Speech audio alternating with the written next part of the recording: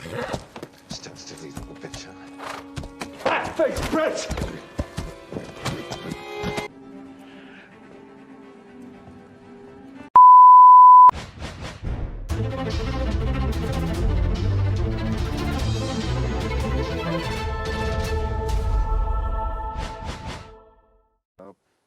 Put him out of his misery. Selamat datang kembali di Film Terus. Dan selamat tahun baru bagi kita semua.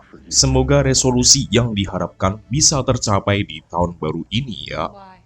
Kita bahas alur cerita film The Power of Dog tahun 2021 yang ditayangkan di platform berbayar Netflix. Diperankan oleh Benedict Cumberbatch, film ini berlatar di era dahulu saat masa-masa zaman perkoboyan jadi profesi populer. Langsung saja kita masuk ke alurnya. Every goddamn hiding personality comes under the letter A! Montana tahun 1925 adalah latar waktu plot cerita film ini dengan deskripsi masa-masa zaman koboi. Kuda menjadi salah satu sarana mobilitas manusia dan identik dengan peternakan, bar, dan topi-topi bundar di kepala. Di sebuah peternakan sapi besar, Phil Burbank bersama adiknya George Burbank tinggal di rumah megah sekitar peternakannya, hidup sebagai peternak sapi kaya raya. Phil saat itu mengobrol dengan adiknya, membicarakan rencana perjalanan panjang mereka membawa puluhan sapi ternak. You ever try the house? Early up tomorrow, brother. Big old drive. Mereka dibantu oleh 10 anak buah atau pekerja yang setia membantu mengurus peternakan sapi dan kuda. Sudah 25 tahun mereka berdua mengembangkan peternakan yang diwariskan dari ayah mereka yang kini pensiun karena usia. Di sepanjang perjalanan, Phil mengoceh kepada George tentang keinginannya hidup seperti Bronco Henry, teman baik Phil yang mengajarkannya menjadi seorang koboi. There on the coals, like Bronco Henry taught us.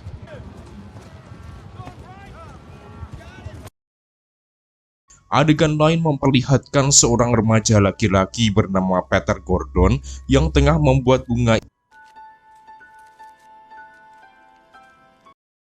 penginapan Red Mill. Diketahui rombongan Burbank bersaudara akan singgah di Red Mill tersebut sehingga Rose tengah mempersiapkan tempatnya sebagai penginapan dan tempat makan.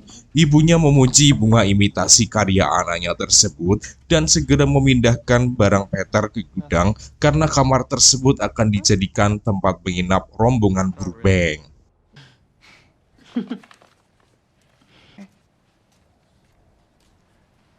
They're so lovely. Peter mengunjungi makam ayah kandungnya yang meninggal karena bunuh diri. Ini artinya Rose Gordon aka Ibu Peter adalah seorang janda di sana. Di kejauhan, ia melihat rombongan ternak Burbank bersaudara tiba di perkotaan.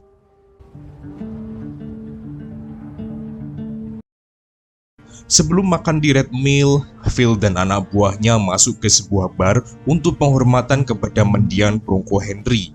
Namun George telat masuk bar dan berkata kepada anak buah bahwa makanan di Red Mill sudah siap dan meminta mereka segera gabung makan. And it's held up, not coming till morning. Let's get a move on. Phil tak terima tindakan George, kemudian mengata-ngatainya bahwa George tak pintar, sama sekali tidak bisa kuliah, dan nasibnya bisa mujur sebagai peternak karena seorang Bronco Henry yang menyelamatkannya dengan mengajarinya beternak. George tak berani mengcounter dan menuruti perkataan kakaknya. So, Romulus and Remus, and the wolf who raised us. Mereka masuk ke dalam kedai Red Mill. Di sana ada orang lain yang ngobrol terlalu nyaring.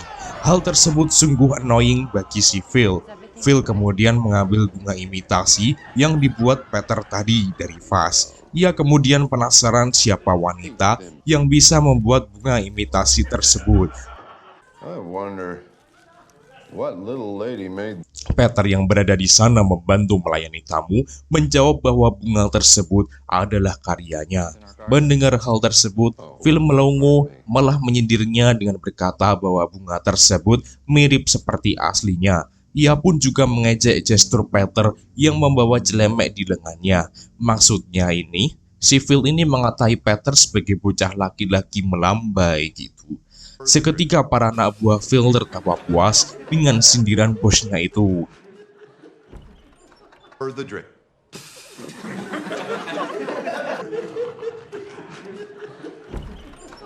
Peter sakit hati telah dipermalukan di depan orang banyak. Ia tak bisa menyembunyikan perasaan sedihnya, terlihat dari bagaimana ia menyiapkan ayam goreng di piring. Peter makin bertambah marah ketika bunga imitasinya malah dibakar Phil, dijadikan bahan untuk menyulut rokok. Rose segera datang mengambil semua vas bunga imitasi yang dibuat Peter. What do you say, George?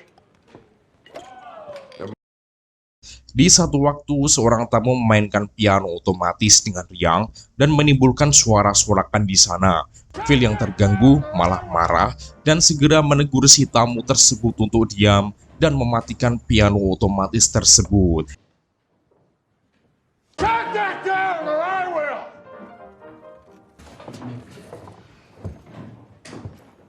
George hanya bisa melihat kelakuan kakaknya tersebut. Phil ini singkatnya adalah seorang pria dengan ego tingkat tinggi, temperamental, tak peduli orang lain, dan hanya berpikir untuk kepentingan dirinya sendiri. Berbanding terbalik dengan adiknya yaitu George yang lebih kalem, santun, dan peduli, serta simpati terhadap orang lain. Salah satu buktinya adalah ketika ia bersimpati terhadap Rose yang tengah menangis karena anaknya diejek banci oleh si Phil. Please, you can. Malam itu George memberitahu Phil perkataannya telah menyakiti hati Rose dan Peter. Namun si Phil dengan ego tingkat tingginya berkata bahwa hal yang ia ungkapkan adalah suatu fakta bahwa si anaknya tumbuh tidak sesuai dengan harapan dan menjadi pria sejati. Human. Well, no. Beberapa hari kemudian, Phil dan beberapa anak buah melihat sebuah perbukitan. Anak buah pun bertanya kepada Phil apa yang tersembunyi di balik perbukitan tersebut dan mengapa si Phil terus-menerus memperhatikannya setiap hari. Namun Phil hanya berkata tidak semua orang bisa melihat apa yang tersembunyi di balik perbukitan tersebut. George? You see up there, Phil? Are animals up? George pergi kembali menemui Rose. Dari situ, kedekatan mulai terbentuk. George yang saat itu melihat Rose dan menemani Rose memasak untuk keperluan tempat makannya, kemudian berupaya untuk membantunya menjadi pelayan, karena saat itu Peter tidak ada di sana dan tidak bisa membantunya. He should be serving the salad and I need to fry the... Lambat laun, perasaan cinta tumbuh di antara George dan juga Rose. Mr. Wells? Malam hari, Phil tengah bermain gitar. Ia melihat George yang pulang larut malam, kemudian bertanya kemana saja adiknya pergi. George pun menjawab bahwa ia tadi siang sampai sore ini pergi di beach untuk menemui Rose. Phil tak suka adiknya dekat dengan Rose karena janda dan hanya akan mengeruk harta mereka semua. George pun tak menghiraukan perkataan nyelkit kakaknya dan ia pun sudah paham dengan sifat kakaknya tersebut. Well, night, Phil. Keesokan harinya, George terlihat pergi ke beach lagi. Phil kemudian mengirim surat kepada ibunya untuk melaporkan tindakan adiknya. Tango.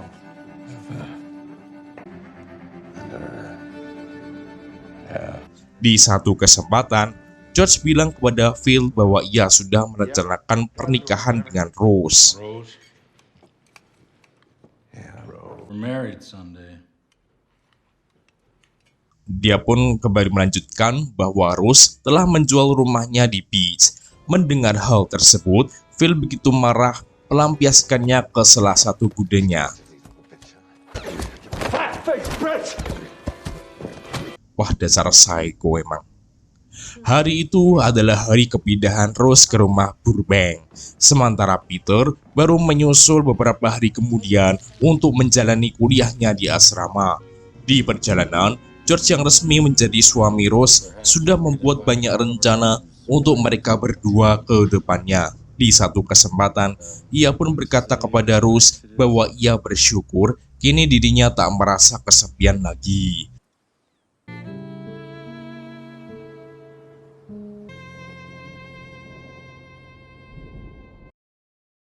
Sampai di rumah, mereka berdua bertemu dengan Phil.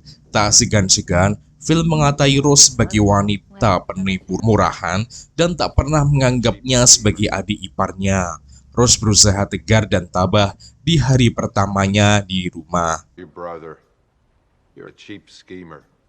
George tengah menunjukkan bagian-bagian kamar kepada Rose. Suaranya terdengar hingga kamar Phil hingga membuat Phil merasakan perasaan yang aneh baginya. Saat itu, ia menyadari betapa sendirinya ia tak memiliki kasih sayang seperti itu.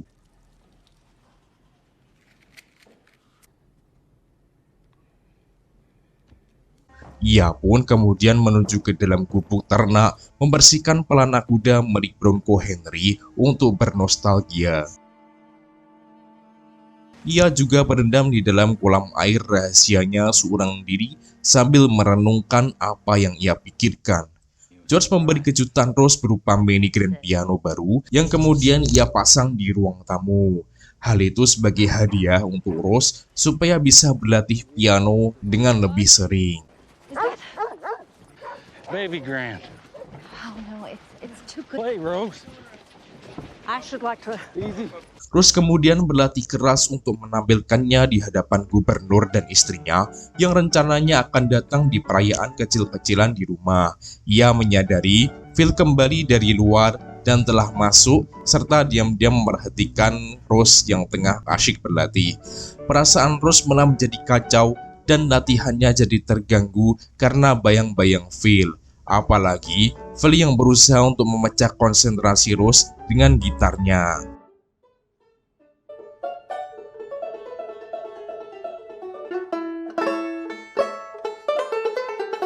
Tak tahan lagi, akhirnya Rose memilih keluar dari rumah tersebut untuk mendapatkan udara segar.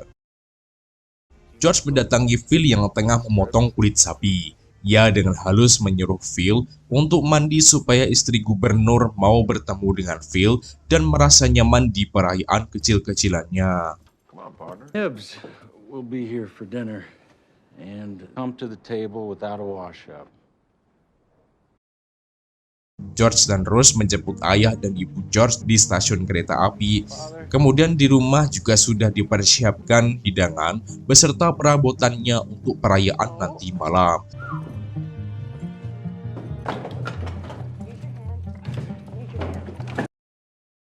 Gubernur dan istrinya akhirnya datang. Mereka pun mengobrol, namun yang dibahas bukannya tentang pernikahan George dan Rose, malah gubernur dan istrinya bertanya keberadaan Phil dan keadaannya sekarang. Menghadapi kenyataan tersebut, perasaan Rose tak karuan. Ia merasa diabaikan dan tidak diberi perhatian oleh orang-orang penting yang justru mengkhawatirkan Phil yang sama sekali tidak datang. George lalu mencari Phil dan mengajaknya bergabung di perayaan karena ia dicari oleh sang gubernur. Phil menolak karena jengkel setelah perkataan adiknya tadi siang. Ia pun menjelaskan ia tak akan datang ke sana karena ia tidak mandi. Conversation. To yourself, I'm not coming. Gubernur meminta Rose untuk memainkan piano. Mereka bahkan sudah menyiapkan posisi duduk untuk menikmati dan mendengarkan permainan piano dari Rose. Rose yang sudah tidak mood enggan untuk memainkannya, namun karena gubernur terus memaksanya, akhirnya ia melangkah menuju mini grand piano. Tapi ia tak sanggup memainkannya Tangannya gemetar karena perasaannya yang sudah tidak nyaman sejak awal. Ia pun belak-belakan tak bisa memainkan piano tersebut dan beralibi kurang persiapan. I'm so sorry.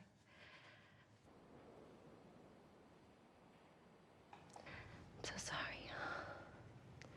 Well, she got.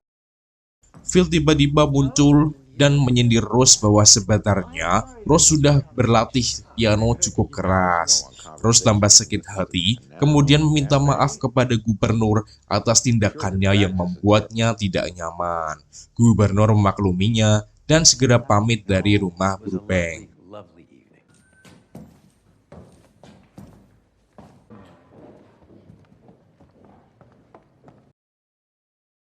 Beberapa hari kemudian, Rose menjemput Peter dari asrama dan membawanya menuju ke rumah Burbank untuk tinggal di sana.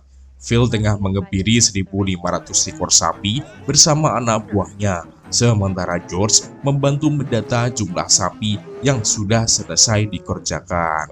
Rose dan Peter tiba di sana. Phil kemudian berujar kepada anak buahnya bahwa si banci Peter akan mulai tinggal satu rumah dengannya mulai saat itu juga. You're gonna see him creeping all. Rose diam-diam meminum alkohol yang disembunyikannya dari George untuk meredam pikirannya dan psikisnya yang kurang tenang semenjak tinggal dekat dengan Phil. Di sana, Peter sering diganggu oleh anak buah Phil, namun hal tersebut akan membuat Peter semakin kuat dan terbiasa.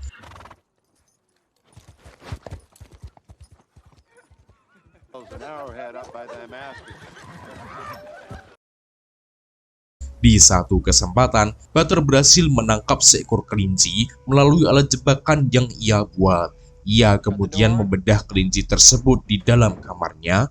Kemudian ibunya bertanya mengapa Peter membedah kelinci tersebut.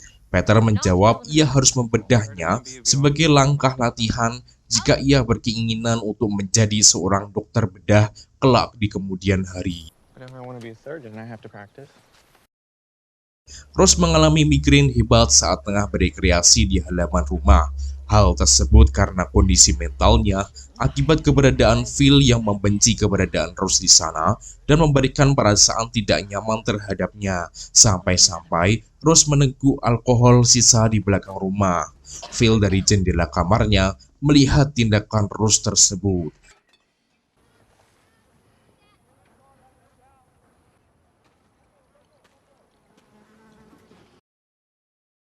Peter mengunjungi kebun di belakang rumah. Ia menemukan tempat persembunyian Phil dan menemukan beberapa buku tentang fisiologi manusia di sana.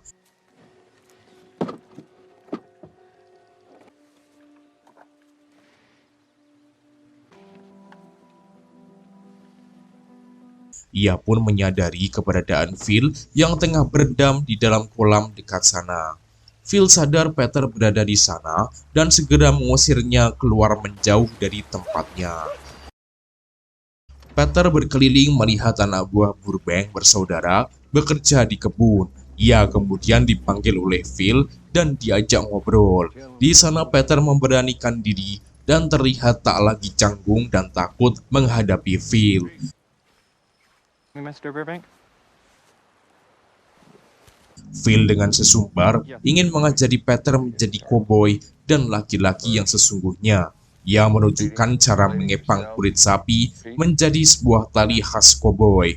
Peter nampaknya tertarik untuk menerima gembelengan dari Phil dan tak sabar mengikuti arahannya. Mulai dari situ, kedekatan Phil dan Peter mulai terbangun. Now, you see,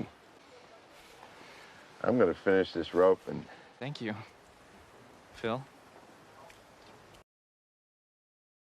Phil membiarkan Peter untuk menunggangi pelana kuda peninggalan Bronco Henry.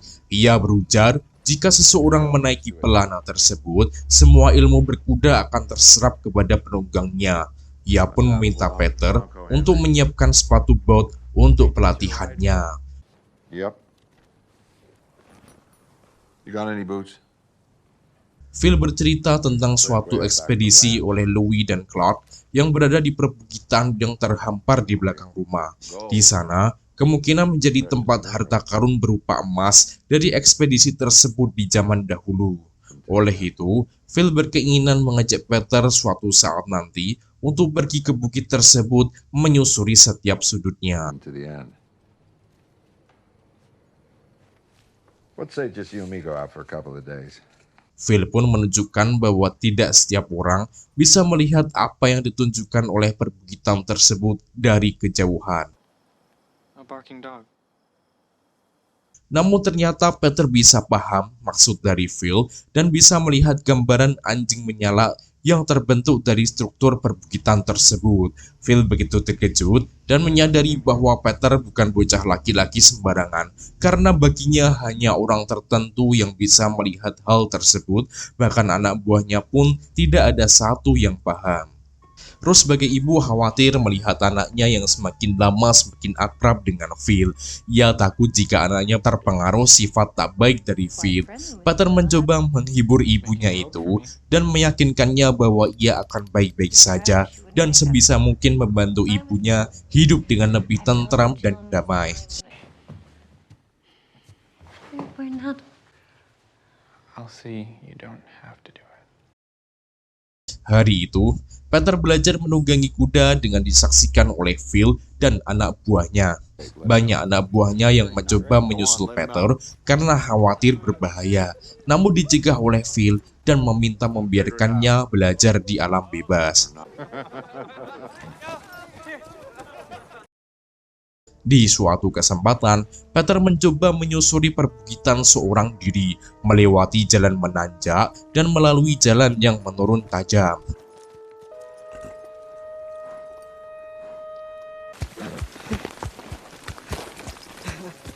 Di tengah pengembaraannya, ia menemukan bangkai sapi yang tergeletak mati karena penyakit antraks. Peter kemudian memakai sarung tangannya dan mencoba mengulitinya.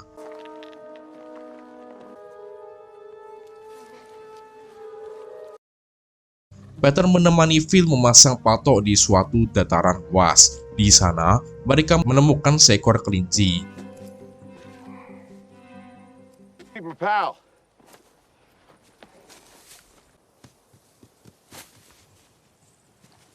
Saat tengah berusaha menangkapnya, tangan kanan Phil terluka akibat kena serpihan kayu. Gutsy little bugger. I guess he has to be. You okay, Phil? Yeah, what the heck? Sesaat setelahnya, mereka duduk bersama menyantap daging kelinci bakar yang mereka tangkap tadi. Phil membocorkan kebiasaan buruk Rose yang selalu minum alkohol diam-diam. Peter sebenarnya sedikit terkejut, namun mencoba untuk tetap tenang dan pura-pura sudah tahu sebelumnya. I guess he hit the bottle pretty hard. Marianne. Di rumah, Rose melihat seorang pembantu perempuan yang tengah berkomunikasi dengan pria Indian. Rupanya pria Indian tersebut mencoba untuk membeli kulit sapi yang tengah dijemur di pekarangan luar. Si pembantu menolak menjual kulit tersebut karena jika dijual, Phil akan marah. They even touched him. Why? Mendengar hal tersebut, Rose yang secara mentalnya tengah kacau malah mengejar si pria Indian dan memintanya untuk jadi membeli kulit-kulit tersebut supaya mendapatkan uang sebagai pemasukan George. Ia mendapat hadiah berupa sarung tangan, kemudian pingsan tak sadarkan diri di saat ia kembali menuju rumah.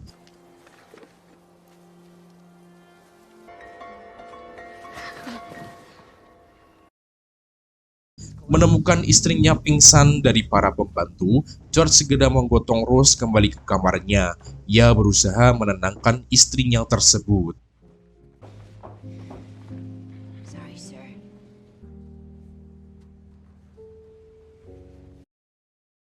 Di saat yang bersamaan, Phil dan Peter kembali tiba di peternakan. Betapa marahnya Phil ketika ia tidak menemukan kulit sapinya yang tadinya ia jemur. Ia pun segera mengetahui bahwa kulit-kulit tersebut dijual oleh Rose. Phil membentak Peter dan menyalahkan ibunya yang memiliki gangguan alkoholik telah berbuat seenaknya. Pie-eyed! She was smashed. Alec personality comes under the letter A.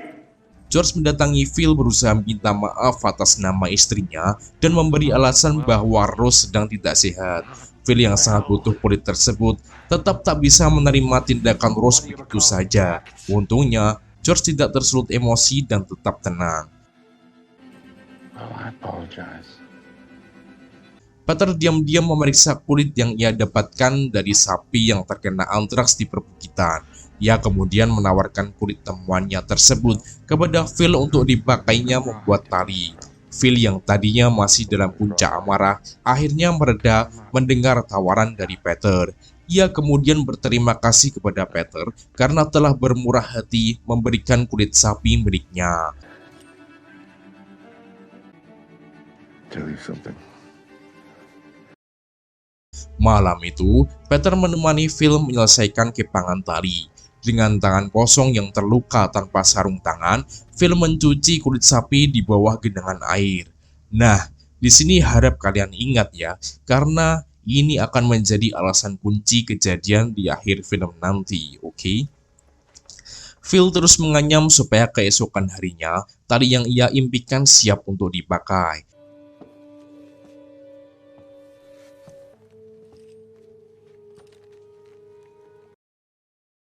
Keesokan harinya, George dan para anak buahnya sarapan bersama. Namun ada pemandangan yang tak biasa, yaitu ketika Phil tidak ikut sarapan di pagi itu. George kemudian mengecek kamar Phil, dan yang benar saja, Phil masih terbaring dalam keadaan yang kacau, pucat pasi, dan nampak tidak sehat. Menyadari hal itu, George segera mengajak Phil untuk pergi ke dokter. To your hand. Phil sempat berpapasan dengan Rose di jalan dan memasang muka aneh. Dan ternyata tali yang Phil kerjakan semalam suntuk adalah hadiah untuk Peter karena telah berguru banyak kepadanya. Namun ia tak menemukan keberadaan Peter. Karena George ingin mengajak ke dokter segera, Phil pun menjatuhkan tali tersebut ke tanah. Peter melihat kepergian George dan Phil dari balik jendela.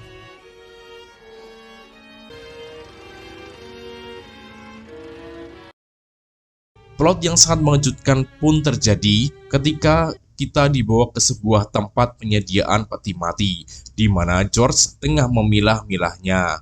Untuk siapa? Siapa yang mati? Ternyata Phil sudah mati sesaat setelah dirinya diperiksakan ke dokter. Jasad Phil dipersiapkan di dalam peti untuk penghormatan terakhir.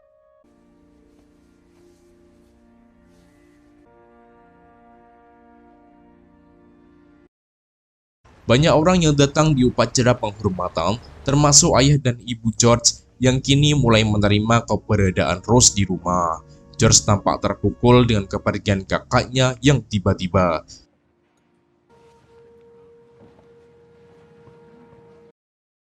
Sementara itu di adegan lain, nampak Peter yang berada di rumah seorang diri bersama anjing peliharaan Brubaker bersaudara. Ia membaca kitab, kemudian mengenang sosok Phil dengan memegang tali pemberian darinya berlapiskan sarung tangan. Peter menyimpan tali tersebut di kolong tempat tidurnya.